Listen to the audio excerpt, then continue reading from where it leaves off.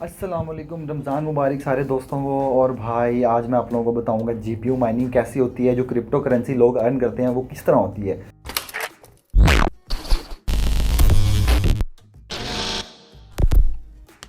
भाई मैं आप लोगों को बताऊंगा बिल्कुल बिल्कुल इन सिंपल वर्ड्स की जीपीयू माइनिंग होती क्या है। भाई सबसे पहले तो आपको चाहिए होता है पावरफुल जीपीयू। उस पावरफुल जीपीयू का हैश रेट भी पावरफुल होना चाहिए, ठीक है। जीपीयू की परफॉर्मेंस जो ग्राफिकल परफॉर्मेंस होती है वो काम नहीं आती। भाई कैलकुलेशंस की जो परफॉर्मेंस होती है हैश रेट उससे बनता है भाई। और हर जीपीयू का हैश रेट अलग होता है, ठीक है। अब वो जितना ज़्यादा हैश रेट होगा वो जीपीयू उतनी ज़्यादा कैलकुलेशंस परफॉर्म कर पाएगा, और उसी कैलकुलेशंस के भाई ये लोग पैसे कमाते हैं। अब मैं एग्जांपल देता हूँ। एक बंदे ने 50 बिटकॉइन ख़रीदने हैं या बेचने हैं।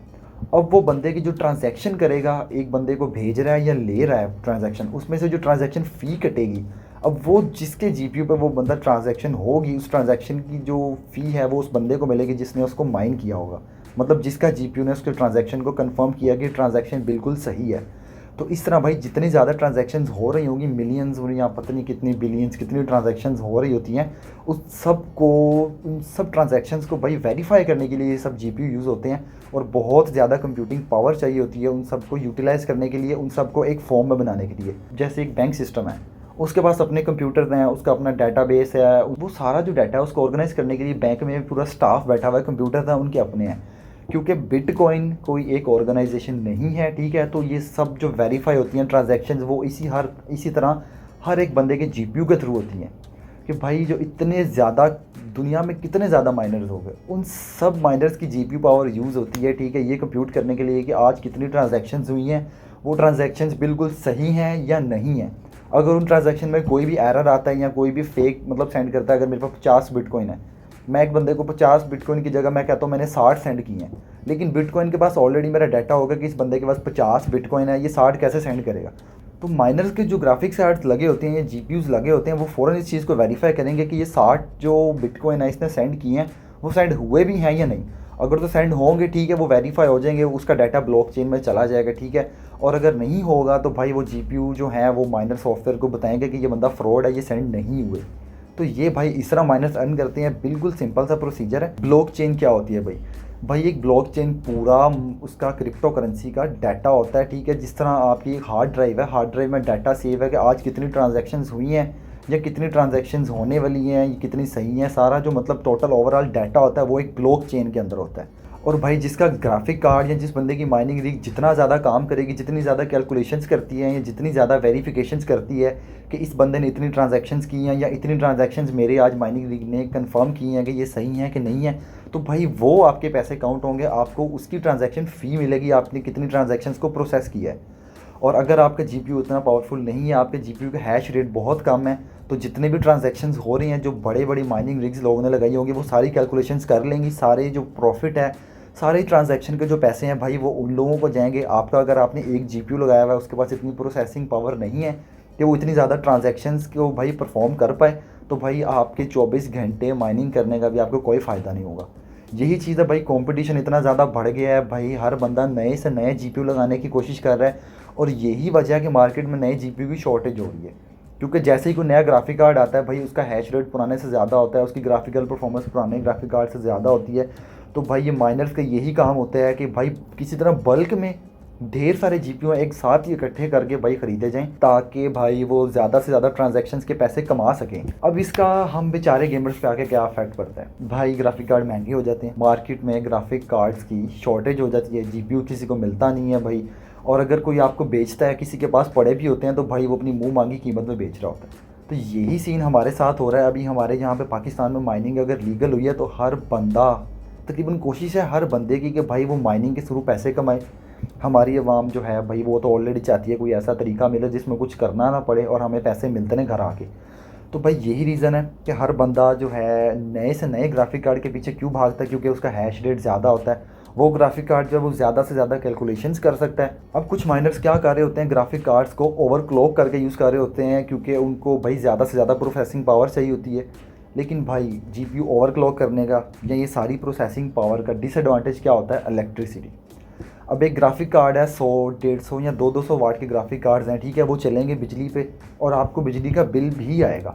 तो वो ग्राफिक कार्ड जो नए ग्राफिक कार्ड्स आ रहे हैं भाई वो ज़्यादा एफिशिएंट है, तो माइनर्स की कोशिश होती है ज़्यादा से ज़्यादा एफिशिएंट ग्राफिक कार्ड के ऊपर माइनिंग की जाए ताकि बिजली का बिल कम से कम आए और उनका जो प्रॉफिट है वो ज़्यादा से ज़्यादा हो। जो नए ग्राफिक कार्ड्स हैं वो एज़ कम्पेयर टू पुराने ग्राफिक कार्ड जो हैं, ठीक है, जीपीयूज़ हैं, उनसे ज़्यादा एफिशिएंट होते हैं। यही रीज़न है कि भाई जैसे ही कोई नया ग्राफिक कार्ड आता है माइनर्स पूरे बल्क में उनकी परचेज़ करते हैं। कोई बंदा 100 जीपीयू ख़रीद रहा है, कोई 200, कोई 50, कोई 20। वहाँ जाके हम जो गेमर्स हैं बेचारे पिस जाते हैं बीच में कि भाई हमें कम से कम ये गेम खेलने के लिए, अच्छी ग्राफिक्स में गेम खेलने के लिए जीपीयू नहीं मिलता, और माइनर्स 50-100 ग्राफिक कार्ड्स लेके बैठे होते हैं। और भाई यही फिर आ जाके वजह आती है कि भाई ग्राफिक कार्ड मार्केट में इतने महंगे हो जाते हैं, और अगर किसी के पास पड़ा भी होता है तो भाई वो इस चीज़ का फ़ायदा उठाते हुए भाई अपनी मुँह मांगी कीमत में ग्राफिक कार्ड बेचता है। और यार हम इस चीज़ का कुछ नहीं कर सकते। अगर हम ग्राफिक कार्ड से मतलब स्ट्राइक करेंगे कि भाई हमने इस प्राइस में ग्राफिक कार्ड नहीं खरीदने, तो जो ग्राफिक कार्ड बचे होंगे मार्केट में वो भी माइनर्स ले जाएंगे और भाई गेमर्स के हाथ में कुछ नहीं आएगा। तो यही रीज़न है जो भाई इतनी महंगी प्राइसेस में भी गेमर्स जो है हमारे जीपीयू ख़रीद रहे हैं बेचारे। यार तरस आता है मुझे हमारे गेमर्स पे, जो बेचारे यार कुछ अब यंग गेमर्स हैं जो अपनी पॉकेट मनी सैलरी सेव कर करके जीपीयू ख़रीदते हैं बेचारे। अब वो कहाँ से ख़रीदेंगे? 20,000 का जीपीयू 60,000 तक पहुँचा हुआ है। RX 580 कहाँ 35,000 रुपये था, अब वो भाई 70-80,000 का भी बिक रहा है RX 580, क्योंकि उसका हैश रेट अच्छा है। भाई माइनर जो होते हैं भाग के जाते हैं, घुसते हैं दुकानों में, भाई हमें 5 दे दो, 10 दे दो, जितने पड़े हैं वो उठा के ले जाते हैं। मुँह मांगी कीमत दुकानदार मांगते हैं वो दे देते हैं। उनको पता है भाई उनका माइनिंग में यूज़ होना है और उनके पैसे रिटर्न ऑफ इन्वेस्टमेंट जो है वो जल्दी आ जाएगी, हैश रेट क्योंकि उनका अच्छा है। अब मार्केट में कौन से ग्राफिक कार्ड्स महंगे हुए हैं? जिनका भाई हैश रेट अच्छा है। अगर एक बेशक नया ग्राफिक कार्ड भी है, उसका हैश रेट अच्छा नहीं है, ठीक है, तो उसकी प्राइस जो है ज़्यादा नहीं होगी, मतलब उतनी ज़्यादा नहीं होगी जितनी एक अच्छे हैश रेट वाले जीपीयू की होगी। अब माइनर्स का हल निकालने के लिए एनवीडिया ने नए जो RTX सीरीज़ के ग्राफिक कार्ड्स आए थे उसमें माइनिंग के लिए अलग कार्ड्स निकाले थे, और जो गेमिंग के लिए थे वो अलग कार्ड्स निकाले थे। अब जो गेमर्स के लिए कार्ड थे उसका hash rate as compare to जो दूसरे माइनर्स वाला था, उसका जो हैश रेट था वो 50% था, मतलब हाफ स्पीड में, हाफ जो परफॉर्मेंस है उस पर माइन करता था। तो मतलब अगर वो उसका माइनिंग रेट लास्ट जनरेशन के ग्राफिक कार्ड जो हैं 10 सीरीज़ के या 20 सीरीज़ के उससे भी कम था। तो एनवीडिया ने तो एक सेफ्टी मेजर लिया था कि शायद इससे जो माइनर्स हैं वो गेमर्स के लिए कार्ड बचने दें, या फिर माइनर गेमर्स के लिए कार्ड हमारे पास बच जाएँ। लेकिन भाई हमारे यहाँ पे माइनर्स ने क्या किया, कोई डमी सा HDMI प्लग होता है, ठीक है, सिर्फ उसको लगा के भाई उसको ग्राफिक कार्ड को फुल कर रहे हैं, और जो नई 30 सीरीज़ के कार्ड थे वो भी शॉर्ट हो गए हमारे। एनवीडिया ने तो बोला था कि भाई हमारा जो सॉफ्टवेयर है अनहैकेबल है, इसको कोई इनक्रिप्ट नहीं कर सकता, कोई करप्ट नहीं कर सकता। लेकिन भाई हमारी जो अवाम है भाई हर चीज़ का सोल्यूशन है उनके पास।